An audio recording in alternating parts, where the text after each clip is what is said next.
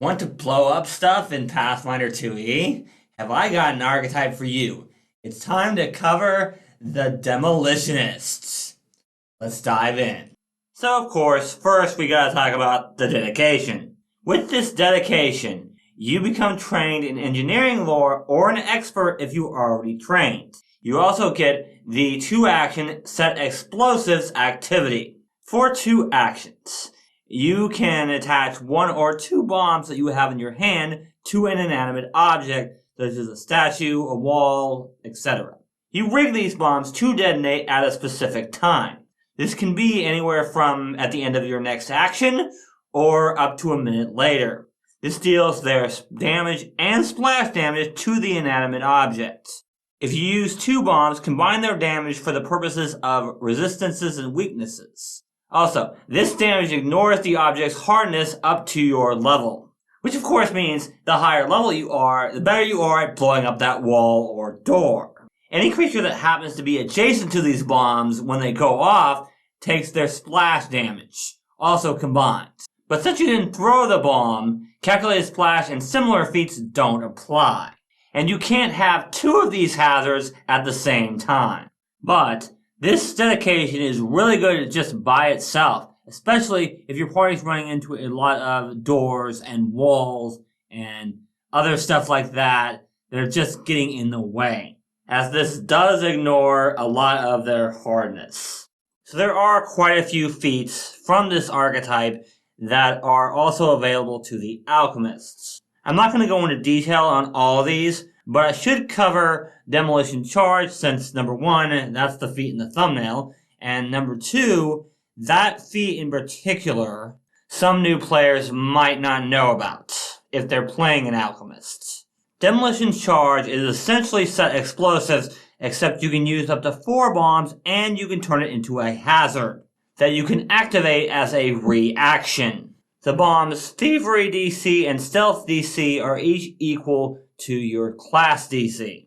This hazard remains potent until it's triggered, the object moves, or until you make your next daily preparations, whichever comes first. And of course you get Calculated Splash at level 6, Directional Bombs at level 8, and Expanded Splash at level 12. Next up we have Safety Measures. This one's okay. It's pretty situational, but if you have cover from a bomb, you gain resistance to that damage equal to half your level plus the bonus to AC that the cover gives you. You gain these benefits against your own bombs regardless of whether or not you have cover. This one is good for when you really need to blow something up, but you're going to be in the splash area if you do. But otherwise, pretty situational. Not a whole lot of enemies are going to use bombs against you. Next we have Explosive Entry. This one is actually pretty interesting because it's a level 7 feat and not a skill feat. Which honestly, this is the first time I've ever seen that. But it does require Master in engineering lore. So maybe that's why. And honestly, this feat is probably a good reason for you to take the additional lore skill feats for engineering lore. Because that feat allows you to pick a lore skill and it levels up with you. So you don't have to use your skill increases for that. Anyway, with this feat, you set explosives on a door or something else you want to force open. This feat allows you to use engineering lore instead of athletics to force open an object. And if one of the bombs gives a item bonus to your attack rolls, you can apply that to your force open check. Of course, doing this is very, very loud. And normally when you force open an object, if you get a critical success, you don't break the object. But since you're blasting your way in, you can't really avoid that. So if you roll a critical success, you get a regular success instead. You wouldn't believe how many times a door or a wall or something like that is going to be in your way in exploration.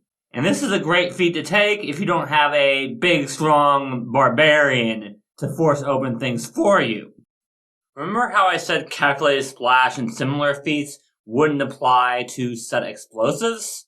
Well, that's what Controlled Blast is for. With Controlled Blast, if you set explosives or use Demolition Charge, you can apply directional bombs to it even though you didn't throw the bomb. If you have calculated splash, then you can apply that feat to one of the bombs. And if you have expanded splash, you can apply its effects to both bombs. This feat is really, really good because it allows you to apply feats from this archetype as well as from the alchemists that normally wouldn't apply to your I blow stuff up. I do think this feat is better on Demolition Charge because that is designed to be a trap, whereas Set Explosive is designed to be I blow up wall or door or whatever. But don't get me wrong, this feat is good for both situations. I just find it a little bit better for Demolition Charge. But that's me. Collapse Wall is insane, especially for a 12th level feat.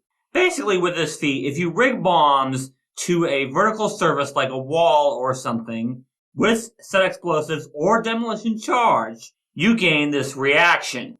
You do have to be within 30 feet of your bombs to use this reaction. But if a creature enters the splash area of your bombs that are attached to a wall, and you deal enough damage to the wall to reduce it below its broken threshold, which is usually about half its hit points, the wall partially collapses on that creature. They have to make a basic reflex saving throw against your class DC or spell DC, whichever is higher, and if they fail the saving throw, they have to spend one interact action digging themselves out of the rubble. And if they critically fail, they have to spend 2 actions doing it. So if they crit fail, that's double the damage, and they have to spend 2 actions digging themselves out. And keep in mind, an enemy has to stride within the splash area to even trigger this.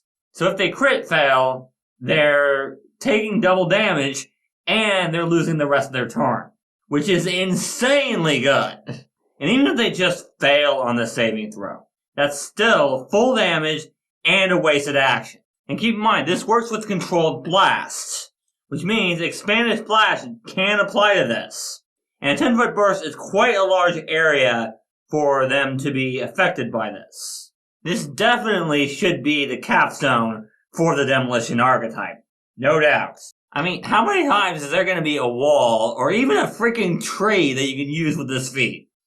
So while the Demolitionist might seem like a pretty situational archetype, situations where you need to blow up an object and damage enemies come up a lot more often than you might think. And with this archetype, you don't have to choose between the two.